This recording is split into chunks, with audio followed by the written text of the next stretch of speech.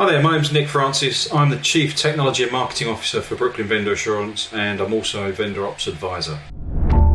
Vendor Ops, levelling up your vendor management. I want to talk to you today about refreshing or potentially writing from scratch your supplier management strategy or your vendor management strategy, and why I think there's 6 key reasons why now is the right time to do that.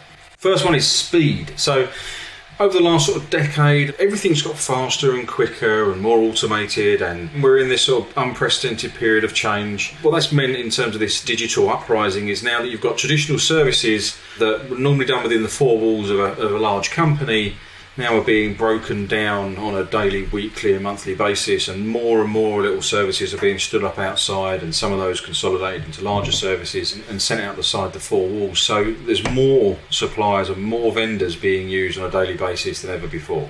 So what that's needing is you've either got this sprawl of increasing numbers that you need to manage, but also then potentially looking for chances to consolidate. So continual consolidation, which vendors are working best for us, what can they offer us, is there a multi-play that they can offer a lot of things under one roof, and consolidating that together, looking for operational efficiencies, not just from a cost consolidation perspective, but also operational complexity perspective.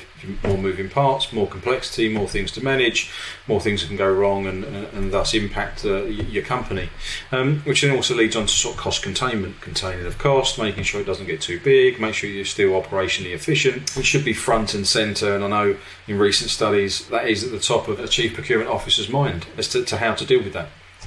Number 2, the global supply chain. Its resiliency has been tested recently, to say the least. Brexit in the UK, or UK coming out of Europe, was sort of 2016, and we've got 2018, 2019, the pandemic hitting in 2020, threw things all up in the air, and now we've got a situation where there's a conflict in Europe that is disrupting the global economy even more. And no doubt there will be other things that happen. Through that period as well, we've also seen regulations get much stronger. Financial services, as an example, 2017 saw the European Banking Authority drop a series of outsourcing regulations, and the PRA followed suit, announcing last year and then going live this year on the 31st of March, their versions of those outsourcing regulations and how you need to manage them. And there's some 15 odd processes in there that dictate what you should be covering with these important outsourced vendors, which includes also intergroup as well. So where you are a big company and you are supplying yourself services across a boundary and across legal entities, you need to manage that in an outsourced way as well, in a compliant manner against all these new processes and policies. So that needs to be considered, and if your organisation hasn't considered that and how you manage your vendors, then great reason for this strategic discussion and this strategic approach to come out because of that.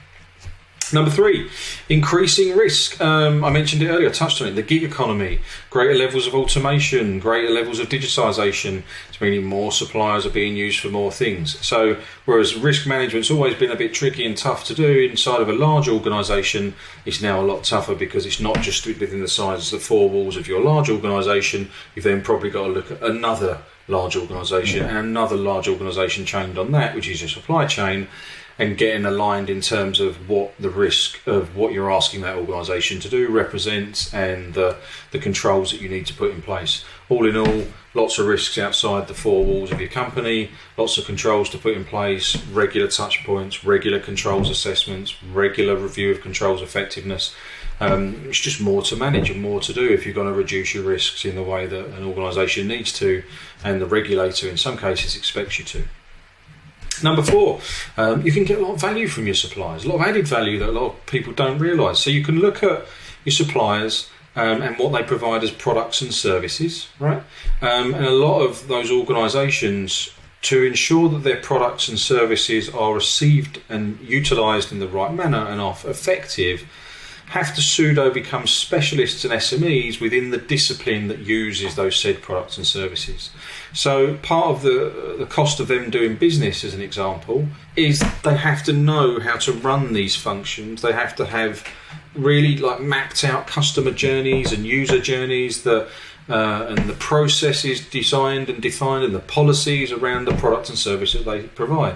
Now, you can get that within reason, all offer them for likelihood free because of the deal you've done with them. So when you do things like what I'm talking about now, putting a strategy in place around vendor management or supplier management, you've likely got a partner or a supplier somewhere that's giving you a product or service that probably has done all this hard thinking and has seen many organisations do it that they've sold into and can help you accelerate that view. I know we get asked to do that as a company, and I'm sure that you could do that elsewhere with your other products and services and get increased value out of your suppliers and what they represent to you. Fifth, and one of the biggest ones and the most disrupting one we've seen of recent times, sustainability. It's always been on the rise for the last few years. It started off with an organisation having to be concerned and report on their own carbon footprint and what they're doing from a carbon offset perspective and how they're getting to carbon neutral. That agenda has taken a big leap up, what with COP26 and all the surrounding noise from governments around the globe. But now what you've got is the need to understand the part you play in your suppliers' carbon footprint and what their plans are to get into net neutral and how long and what they're using from a sustainable supply chain themselves and how they run that as a business. So that needs to be looked at and calculated, which again needs an approach, it needs a team, etc. Which leads me on to my final sixth point, is one of clarity and capability. Where the sands have shifted and these first 5 points I made have crystallised and come out of the woodwork over the last decade, it needs to get to a point now where, because there's increased regulation and increased focus, that everyone in an organisation that works with or alongside vendors and suppliers needs to be given clarity of that task. We've seen for a number of years now that although a lot of people work next to suppliers, they're not really given clarity around what supply management means or what they need to do for managing that supplier, what boxes they need to check from a policy and process perspective to ensure that they're compliant with policy. So they need to be given that clarity of task. And equally, when you define that clarity of task and through your strategic documentation, your strategic reports and your operating model, you need to then provide the capability alongside the clarity of task. So what I mean by that is if you give clarity of a task and it requires a certain amount of skill set, you need to make sure the individuals that are going to conduct that task have the right levels of capability and understanding of how to do it and the skills to match it to make sure it's done in the right manner. And along with that, there needs to be the right levels of data repository, so clarity of task, capability, and also right tooling and platform to hold the data in a structured manner that can be recalled for purposes in the future should we need to look back and look at anything from an audit perspective, and then the ability to then layer on that sort of digital orchestration, so digital workflow. If something's triggered, helping the task, so the clarity of the task, be brought forward and then help enhance the capability each time by what needs to be done at what particular step, just to ensure that the person can do it in the most efficient time possible. Because some of these processes and some of these tasks don't happen too frequently. Some of them are yearly and some of them are one-off, so you might not do them for months to the next. So you need some kind of digitised documentation to help you understand each time that task is deployed and how that is closed off effectively. Compounded on top of that, we're now in a situation where we have more people working remote than ever before.